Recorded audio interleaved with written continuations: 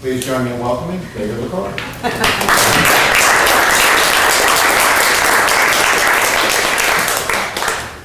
My name is David Lecours, but that wasn't always the case. And today I'm going to share with you how I became David Lecours and also offer a lesson to you. Now the story begins on August 13th of 1968. My mother, 9 months pregnant and ready to burst, calls her doctor. She tells him what's going on. The doctor says, "I think you should come in right now because we're going to have that baby today." Well, thankfully she listened. She drove to Sharp Hospital, was admitted at 1:35, and by 5:30, David William Heath, that was me, was born. Now present at the time was my mother, obviously, and my grandmother. My father didn't learn about my birth until 8 hours later via telegram. You see, he was a Navy fighter pilot stationed on the USS Constellation off the coast of Vietnam. Now, to give you some insight into how my father felt about me being born, I actually have a letter that he wrote to his parents. So I'm going to read you a couple lines. "Dear Mom and Dad, I'm sitting in the cockpit, it's 95 degrees, and I apologize for the sweat that's landing on this letter. I'm writing to tell you how great it is to be a father. I'm thrilled about having a boy, but wouldn't mind if the next one is a girl. I'm hoping today I'll receive my first letter from my new son and his mommy.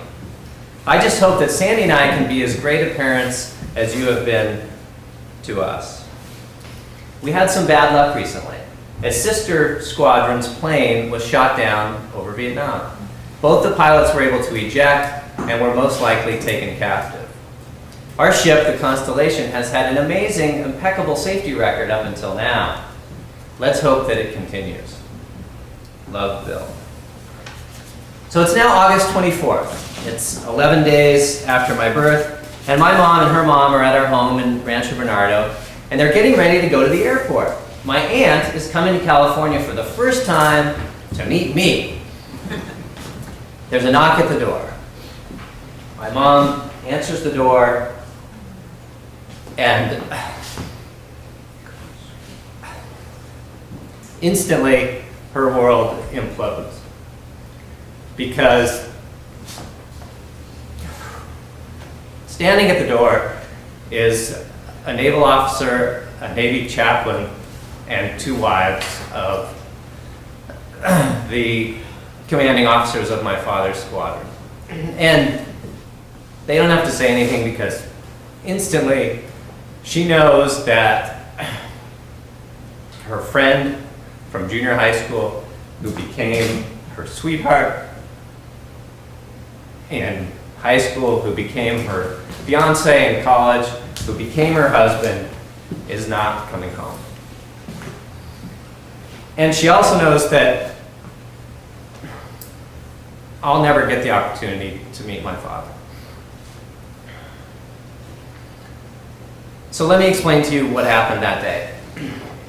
It's my father sitting in the cockpit, it's 95 degrees, and he's sweating.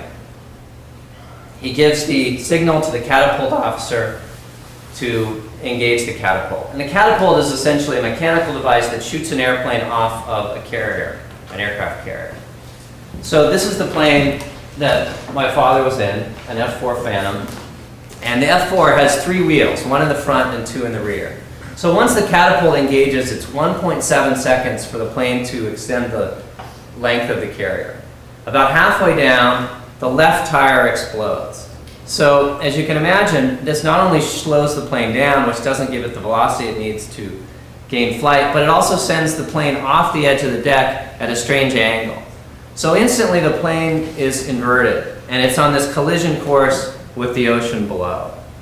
Well, my father had the foresight to pull the ejection button, and there are 2 pilots. So this sent the backseat pilot out and straight into the ocean, and he was recovered. The plane then impacted the ocean, and right at that point, I'm guessing the force of the impact was so strong that it knocked my father unconscious. And his ejection seat, which is on a 0.8 second delay, ignited and sent him out horizontally about 30 feet over the water. Well, his body went into the water underneath the aircraft carrier, and after an exhaustive search, both the airplane and my father's body were never recovered. He was 26.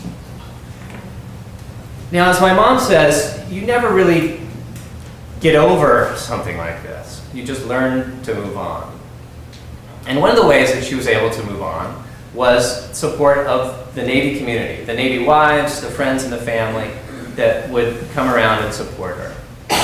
Now, there was one friend of hers that was a friend of my father's as well, named Tom. And Tom would come around and play with me and check in on my mom. And as the story goes, first Tom fell for me. I mean, come on. And then he fell for my mother. So by March of 1970, Tom and Sandy Lecours were born. In April of 1971, my sister Susie Lecours was born. Now, I was kind of a precocious 3.5-year-old, and I asked my parents, why can't I have the same last name as the rest of the family?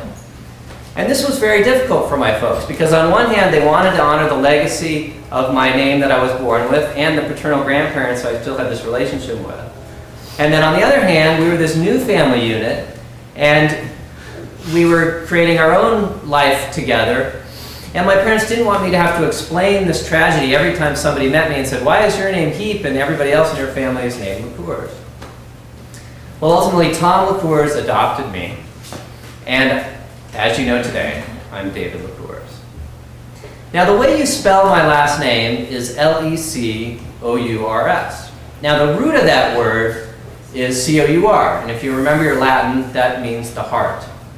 Now, that's also the same root of the word courage. Now, today we use the word courage kind of as a synonym with bravery, but that wasn't always the case. You see, when courage was first introduced, it had a little bit of a different meaning, and it meant this: to tell your story of who you are with your whole heart. Fellow Toastmasters, that's what I've done today, and that's what I encourage you to do every time you speak.